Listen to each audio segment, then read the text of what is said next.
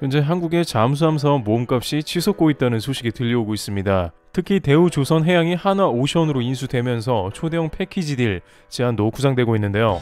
하나는 전세계 최고 점유율인 K9 자주포를 운용하고 있기 때문이기도 합니다. 사실상 육해공을 모두 거느리게 된 한화이기에 자주포와 잠수함까지 묶을 수 있다는 겁니다. 그 가운데 이러한 움직임을 가장 예민하고 빠르게 눈치챈 폴란드의 상황이 심상치 않은데요.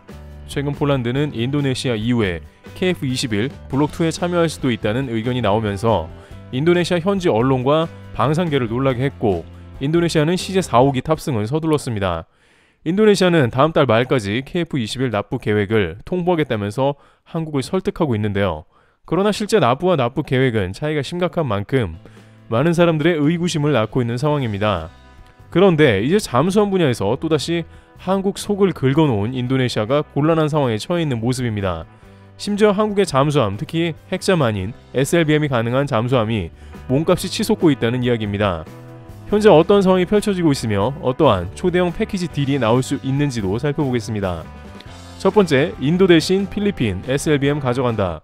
한국의 인도네시아와는 다르게 대금 결제나 선호도 등 여러가지 문제에서 확연히 다른 태도를 보이고 있으며, 또한 잠수함 역시 곧바로 계약하고 대금을 치를 것으로 보이는 국가가 등장하면서 흐름이 바뀐 것인데, 한국 대우조선해양은 이 잠수함에 대해서 인도네시아를 제끼고 우선 한국에 최근 십수년간 다양한 방산 무기 계약을 체결하고 있는 국가 중 하나는 바로 필리핀입니다.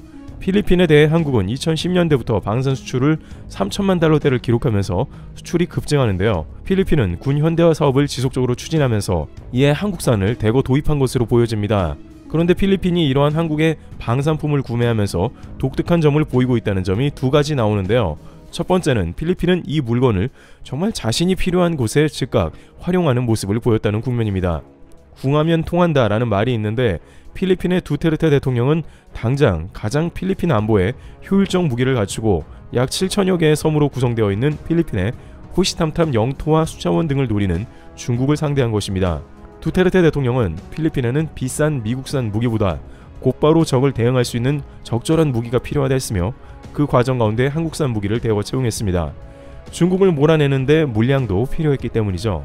실제 작년 7월경 필리핀은 중국 선박 220여 대를 몰아내기 위해 한국 경공격기 FA-50PH를 출격시켰습니다.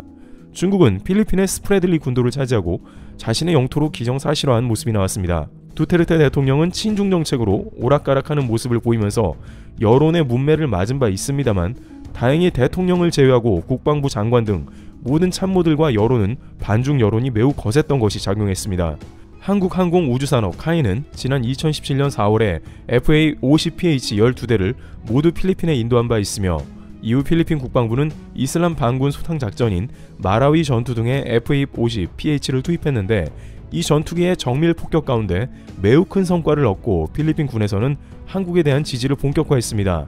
당시 두테르테 대통령은 사우스 코리아 메이드 전투기가 폭탄을 퍼부어 테러리스트를 모두 소탕했다라면서 매우 만족했으며, 해당 기종에 대한 추가 도입을 검토하는 등 한국과 방산 밀착 외교가 강화된 것입니다. 바로 이렇게 한국 제품을 실전에 투입하면서 적절하게 사용하는 것이 가장 바람직한 모습인 것인데요. 두 번째로, 필리핀이 한국과 이런 합이 잘 맞는 것은 대금 결제가 매우 투명하다는 것입니다. 한국에서 필리핀을 생각할 때는 필리핀 관광지나 총기 소지 문제로 위험하다는 인식이 배어 있지만, 필리핀 행정 내각은 다행히도 이런 문제에 있어 선진적인 모습을 보이고 있었던 것입니다.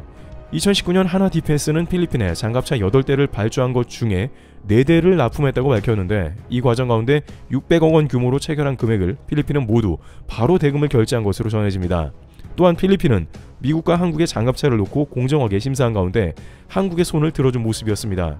당시 장갑차 원조격에 해당하는 미국을 밀어내고 한국이 이를 차지한 것은 큰 논란이 될 정도였는데, 필리핀은 묻지마식의 미국산 구매가 아닌 종합적 심사를 통해 한국산을 결정한 것입니다.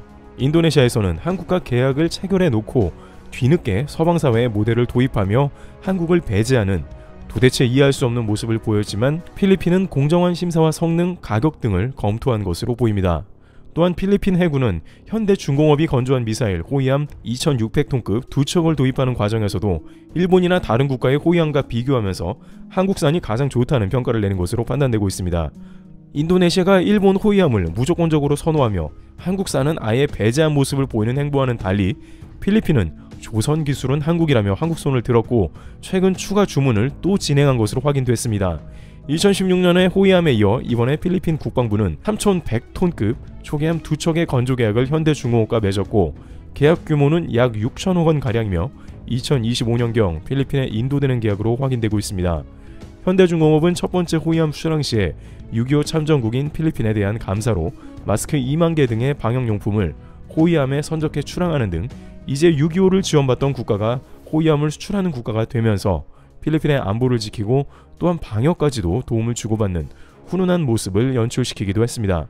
또한 현대중공업은 필리핀이 2022년에 원해 경비함 6척을 우선 협상 대상으로 정할 것으로 보고 있습니다. 그야말로 한국의 각종 해군 장비들이 필리핀 바다를 지키면서 중국을 상대하는 중요 라인이 된 것입니다.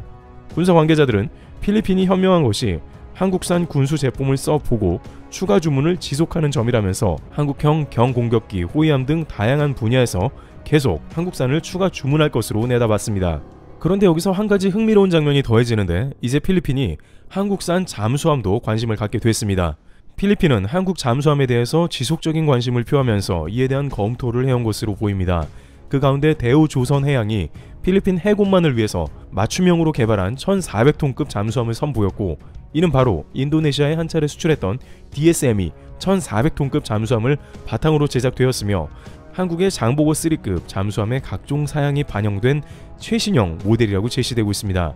필리핀에서는 잠수함 분야에 관심을 가질 수밖에 없는데 이 역시 바로 중국 때문으로 알려졌습니다.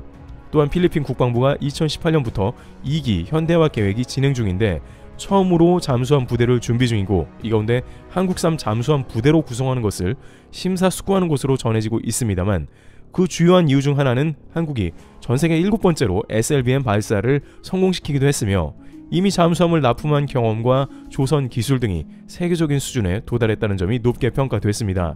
그런데 이러다 보니 기존의 인도네시아가 추가 발주로 낸 잠수함 3척을 계약금조차 안 내고 있다가 이에 잠수함이 필리핀 중심으로 개발되면서 인도네시아가 배제된다는 관측이 나오고 있습니다. 똑같은 대우조선해양이 진행하는 프로젝트인데 인니가 배제되고 필리핀 잠수함 부대가 앞선다는 것입니다.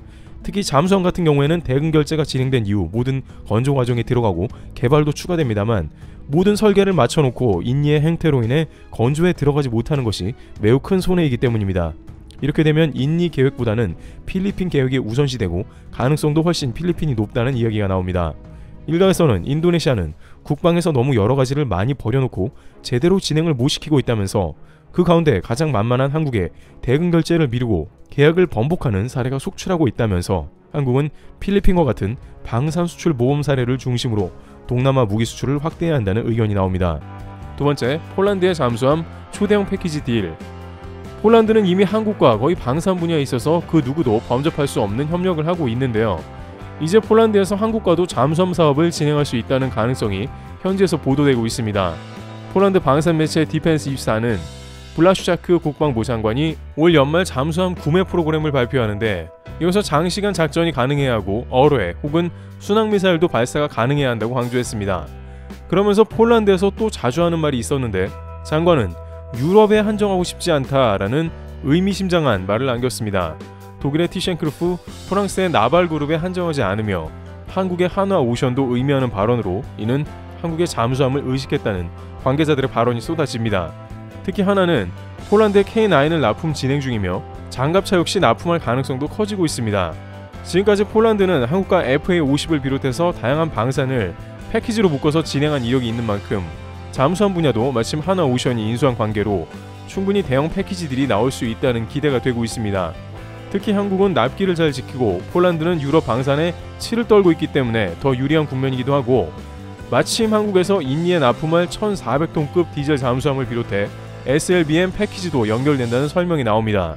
인도네시아는 최근 프랑스에 잠수함을 발주하려고 프랑스 당국에 대출받았다는 소식이 인도네시아 현지 매체에서 나오는 등 한국과 계약해놓고 프랑스에 대출받는 등 황당한 행보를 보이고 있기에 연연할 필요도 없습니다. 이와 같이 한국은 K방산의 능력을 알아보고 활용하는 필리핀과 폴란드와 같은 국가와 협력을 가속화합니다. 또 유럽에서는 한국의 발목을 잡으려고 할 수 있습니다만 오히려 더 큰 방산의 수주가 이어질 것으로 관측됩니다. 트리블TV였습니다. 감사합니다.